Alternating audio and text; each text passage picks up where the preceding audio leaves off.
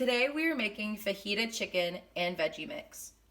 We're going to chop up some onion and peppers to cook alongside our meat. Starting with the pepper, we're going to go ahead and cut the top off to expose the pith and the center of the vegetable. You want to be sure to remove the seeds, so you're going to slice around the core and take the center out. It's also a good idea to go back with your fingers and maybe pull or cut some of the pith. We're going to go ahead and actually rinse it out just to make sure we removed all the seeds properly. When you have properly cut and cleaned your pepper, it should look something like this, empty on the inside, and you're going to cut it vertically into some nice strips. Some people also like to cut off the bottom just to make it a little bit more of a flat shaped vegetable for cutting. Usually I tend to leave the center, but you can cut around the center or use it as much as possible.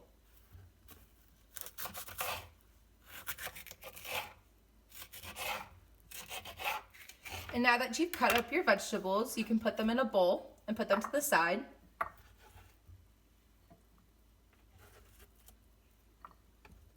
We cheated and pre-sliced some onions, but for those of you who are learning how to cook, maybe slicing up an onion is helpful.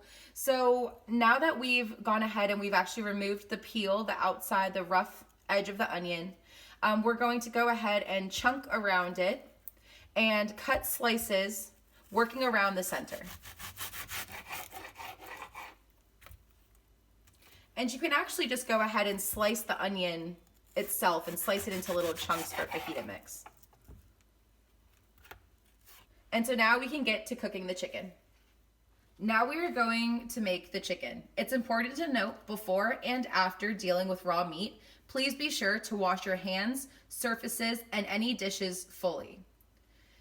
Today we will be using chicken meat, and just for general guidance, a pound usually makes about 4 servings. And if you're cooking for yourself, you can always make more portions to serve later or to use in another recipe. Now we're going to slice the chicken using a non-porous cutting board. So plastics and glasses are great surfaces because you can actually clean them properly.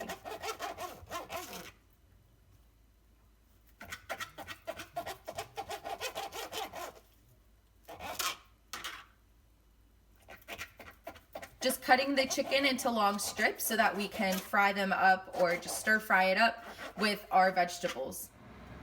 We're now going to cook our ingredients. We're going to start by adding some oil to the not yet warm pan. We like to use extra virgin olive oil, but vegetable oil is also another great option. Once we've mixed the oil into the pan to prevent any sticking, we want to throw in our onion and green peppers that we cut earlier.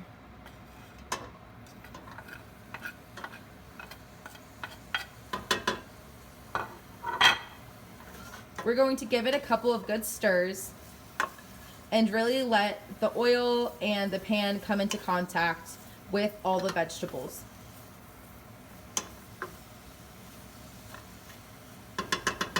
The vegetables will release a lot of their own water and juice, which will make a really nice cooking base for the chicken that we'll add in just a bit. While cooking the vegetables on medium-high, it depends when you want to add the chicken because it will cook relatively quickly compared to the vegetables.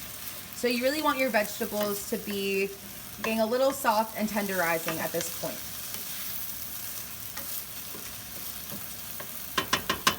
Now we're going to add the chicken.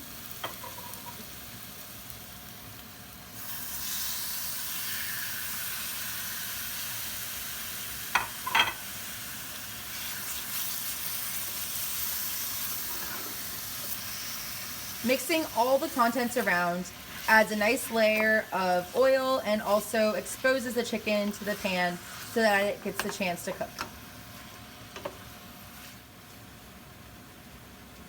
To add some flavor to your recipe, you're welcome to try out what we're going to use today, but it's a great idea just to go grab some taco mix or some flavoring that is usually pre-mixed at the grocery store. Since we're avoiding grocery trips this week, we are going to use some salt, some pepper,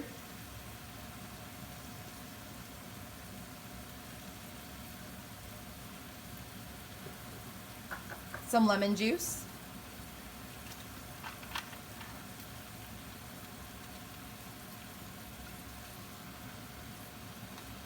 some paprika,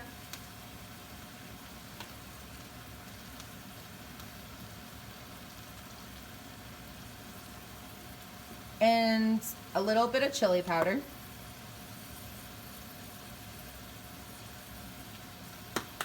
And we find that a little touch of soy sauce is actually really great, round, just awesome seasoning for food. What we just put in there was a mix of vinegar, soy sauce, and water, so it's actually going to dilute the sodium content. You can also just mix some soy sauce and water. And now we're going to stir all of those great yummy seasonings around so they can all get some of the pan.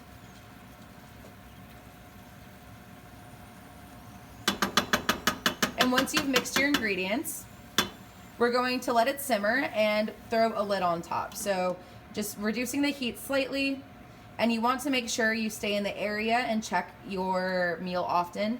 You're going to want to give it a couple of mixes and stir often. Keep a really close eye on it, but the lid will help it cook just more evenly and allow the vegetables to absorb a lot of the flavor. After allowing your mixture to cook for about 10-15 minutes with the lid on, go ahead and take the lid off if you think that your food might be ready. You want to give it a good stir, unstick all the vegetables and meat from the pan.